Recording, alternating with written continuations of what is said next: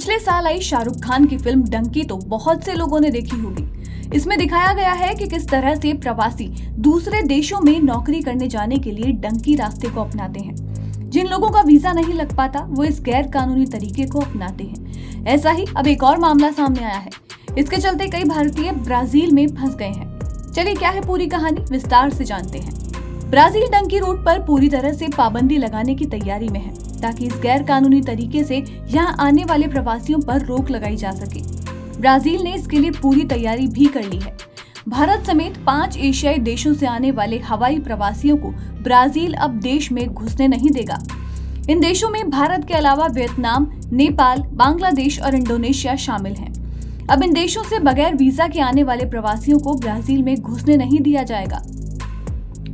Brazil की संघीय police की एक रिपोर्ट में बड़ा खुलासा हुआ है, जिसमें बताया गया है कि इन देशों से आने वाले प्रवासी सिर्फ साओ पाउलो इंटरनेशनल एयरपोर्ट का उपयोग करते हैं, जबकि इनका उद्देश्य दूसरे देशों में जाने का होता है। ये नागरिक इस तरह से अपना रास्ता चुनते हैं जिससे कि उनका साओ पाउलो एयरपोर्ट पर ठहराव हो। ऐसे ये यात्री ब्राजील में ही रुक जाते हैं और पेरू के रास्ते कनाडा और अमेरिका में घुसपैठ करने के लिए अलग यात्रा शुरू करते हैं।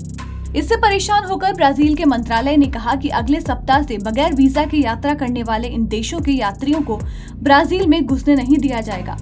इस तरह के यात्रियों को विमान से या तो अपनी यात्रा जारी रखनी होगी या फिर उनको अपने मूल देश वापस लौटना होगा।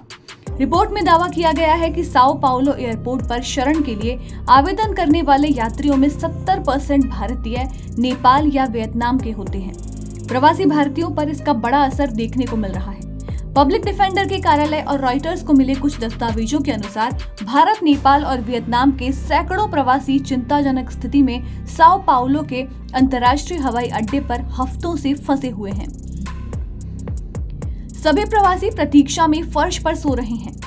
अधिकारी ने कहा कि प्रवासियों को एक प्रतिबंधित क्षेत्र में रखा जाता है, जहां नहाने की कोई सुविधा नहीं है और उनकी गतिविधियां भी सीमित हैं, जिससे उनके लिए भोजन और पानी हासिल करना भी काफी मुश्किल हो जाता है, जबकि बच्चे और किशोर बिना कंबल के सर्दी की ठंड झेल रहे हैं। पब्लिक डिफेंडर के कार्यालय ने अधिकारियों से शरणार्थियों को स्वीकार करने और उनके मूल देश में वापस ना भेजने के लिए मानवीय सिद्धांत पर आधारित ब्राजील के कानून का पालन करने का आग्रह किया है। हालांकि ब्राजील अब 5 एशियाई देशों पर प्रतिबंध लगाने जा रहा है। इसके चलते अब भारतीयों पर और बड़ा असर पड़ने वाला है। वहीं आपको बता दें कि फिलहाल इस रिपोर्ट में डायरेक्ट ब्राजील जाने वाले हवाई यात्रियों पर प्रतिबंध लगाने की बात नहीं कही गई है।